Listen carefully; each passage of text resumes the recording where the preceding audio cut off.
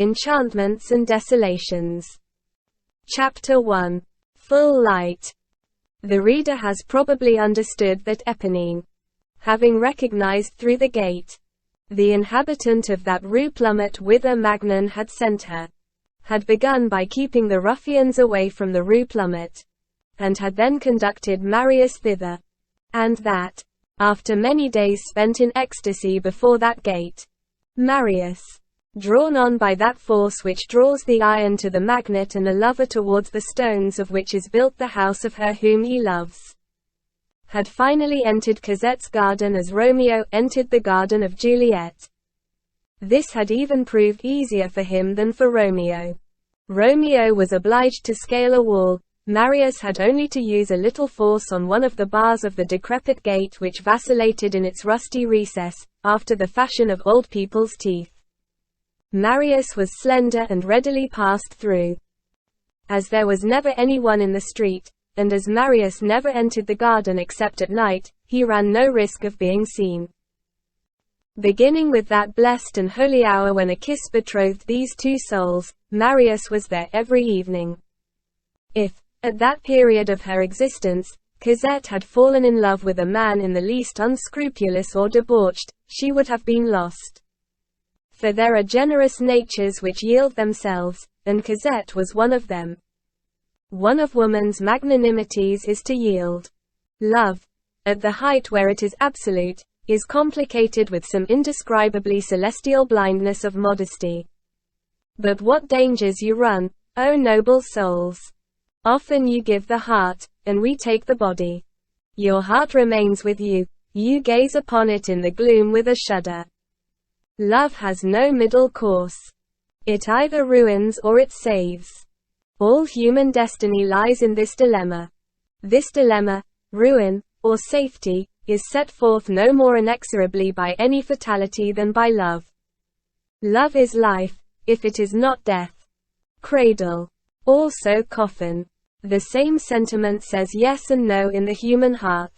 Of all the things that God has made, the human heart is the one which sheds the most light, alas, and the most darkness. God willed that Cosette's love should encounter one of the loves which save. Throughout the whole of the month of May of that year 1832, there were there, in every night, in that poor, neglected garden, beneath that thicket which grew thicker and more fragrant day by day, two beings composed of all chastity, all innocence, overflowing with all the felicity of heaven, nearer to the archangels than to mankind, pure, honest, intoxicated, radiant, who shone for each other amid the shadows. It seemed to Cosette that Marius had a crown, and to Marius that Cosette had a nimbus. They touched each other, they gazed at each other, they clasped each other's hands, they pressed close to each other. But there was a distance which they did not pass. Not that they respected it.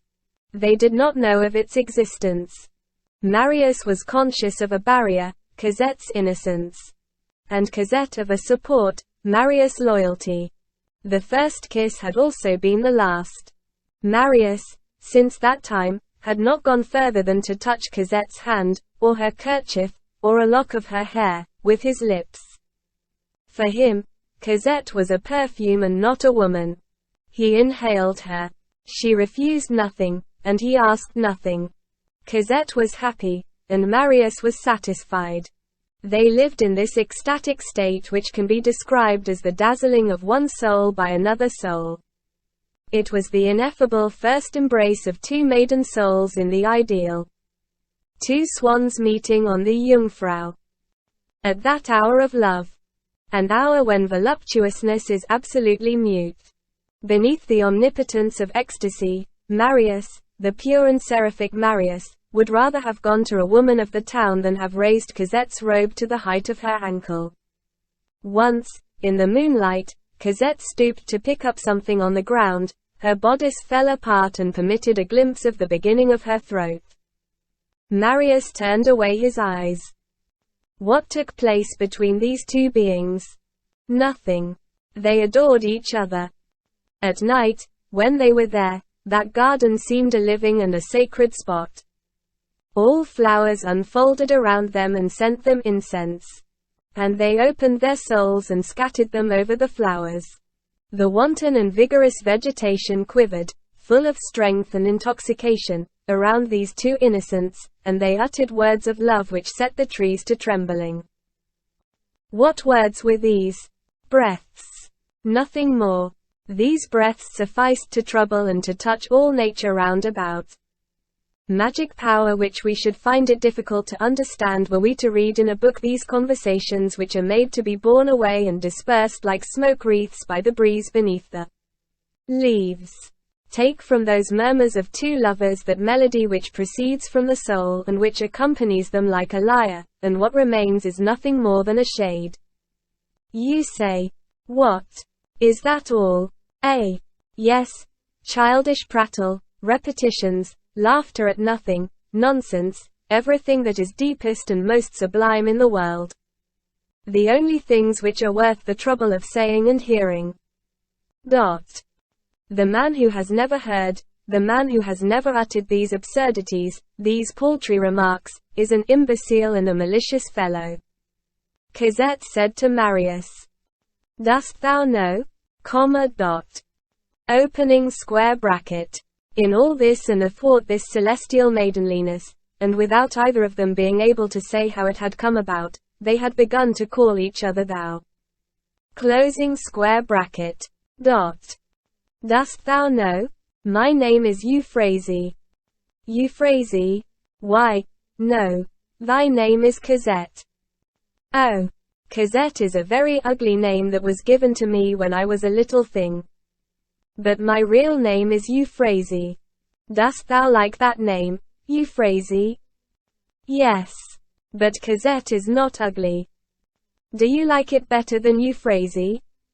Why, yes. Then I like it better too. Truly, it is pretty, Cosette. Call me Cosette.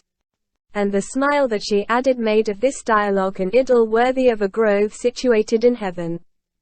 On another occasion she gazed intently at him and exclaimed, Monsieur, you are handsome, you are good-looking, you are witty, you are not at all stupid, you are much more learned than I am, but I bid you defiance with this word. I love you. And Marius, in the very heavens, thought he heard a strain sung by a star. Or she bestowed on him a gentle tap because he coughed, and she said to him, Don't cough, sir. I will not have people cough on my domain without my permission. It's very naughty to cough and to disturb me. I want you to be well, because, in the first place, if you were not well, I should be very unhappy. What should I do then? And this was simply divine. Once Marius said to Cosette, Just imagine, I thought at one time that your name was Ursule. This made both of them laugh the whole evening. In the middle of another conversation, he chanced to exclaim, Oh, one day, at the Luxembourg, I had a good mind to finish breaking up a veteran. But he stopped short, and went no further. He would have been obliged to speak to Cosette of her garter, and that was impossible. This bordered on a strange theme, the flesh, before which that immense and innocent love recoiled with a sort of sacred fright. Marius pictured life with Cosette to himself like this, without anything else. To come every evening to the Rue Plumet. To displace the old and accommodating bar of the Chief Justice's gate. To sit elbow to elbow on that bench. To gaze through the trees at the scintillation of the oncoming night. To fit a fold of the knee of his trousers into the ample fall of Cosette's gown, to caress her thumbnail, to call her thou, to smell of the same flower, one after the other, forever, indefinitely. During this time, clouds passed above their heads. Every time that the wind blows it bears with it more of the dreams of men than of the clouds of heaven. This chaste, almost shy love was not devoid of gallantry, by any means. To pay compliments to the woman whom a man loves is the first method of bestowing caresses, and he is half audacious who tries it. A compliment is something like a kiss through a veil. Voluptuousness mingles there with its sweet tiny point, while it hides itself. The heart draws back before voluptuousness only to love the more. Marius' blandishments, all saturated with fancy, were, so to speak, of azure hue. The birds when they fly up yonder, in the direction of the angels, must hear such words. There were mingled with them, nevertheless, life, humanity, all the positiveness of which Marius was capable. It was what is said in the bower, a prelude to what will be said in the chamber. A lyrical effusion. Strophe and sonnet intermingled, pleasing hyperboles of cooing, all the refinements of adoration arranged in a bouquet and exhaling a celestial perfume, an ineffable twitter of heart to heart. "Oh," murmured Marius, "how beautiful you are! I dare not look at you. It is all over with me when I contemplate you. You are a grace. I know not what is the matter with me. The hem of your gown, when the tip of your shoe peeps from beneath, upsets me. And then, what an enchanted gleam when you open your thought even but a little. You talk astonishingly good sense. It seems to me at times that you are a dream. Speak. I listen. I admire. Oh Cosette! How strange it is and how charming. I am really beside myself. You are adorable, mademoiselle. I study your feet with the microscope and your soul with the telescope." And Cosette answered, "I have been loving a little more all the time that has passed since this morning." Questions and replies took care of themselves in this dialogue, which always turned with mutual consent upon love, as the little pith figures always turn on the peg. Cosette's whole person was ingenuousness, ingenuity, transparency, whiteness, candor, radiance. It might have been said of Cosette that she was clear. She produced on those who saw her the sensation of April and dawn. There was dew in her eyes. Cosette was a condensation of the auroral light in the form of a woman. It was quite simple that Marius should admire her, since he adored her. But the truth is, that this little schoolgirl, fresh from the convent, talked with exquisite penetration and uttered, at times, all sorts of true and delicate sayings. Her prattle was conversation. She never made a mistake about anything, and she saw things justly. The woman feels and speaks with the tender instinct of the heart, which is infallible. No one understands so well as a woman, how to say things that are, at once, both sweet and deep. Sweetness and depth, they are the whole of woman. In him lies the whole of heaven. In this full felicity, tears welled up to their eyes every instant. A crushed ladybug, a feather fallen from a nest, a branch of hawthorn broken, aroused their pity, and their ecstasy, sweetly mingled with melancholy, seemed to ask nothing better than to weep. The most sovereign symptom of love is a tenderness that is, at times, almost unbearable. And, in addition to this, all these contradictions are the lightning play of love. They were fond of laughing, they laughed readily and with a delicious freedom, and so familiarly that they sometimes presented the air of two boys. Still, though unknown to hearts intoxicated with purity, nature is always present and will not be forgotten. She is there with her brutal and sublime object. And however great may be the innocence of souls, one feels in the most modest private interview, the adorable and mysterious shade which separates a couple of lovers from a pair of friends.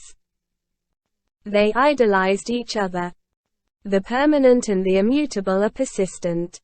People live, they smile, they laugh, they make little grimaces with the tips of their lips, they interlace their fingers, they call each other thou, and that does not prevent eternity. Two lovers hide themselves in the evening, in the twilight, in the invisible, with the birds, with the roses. They fascinate each other in the darkness with their hearts which they throw into their eyes. They murmur, they whisper, and in the meantime, immense librations of the planets fill the infinite universe.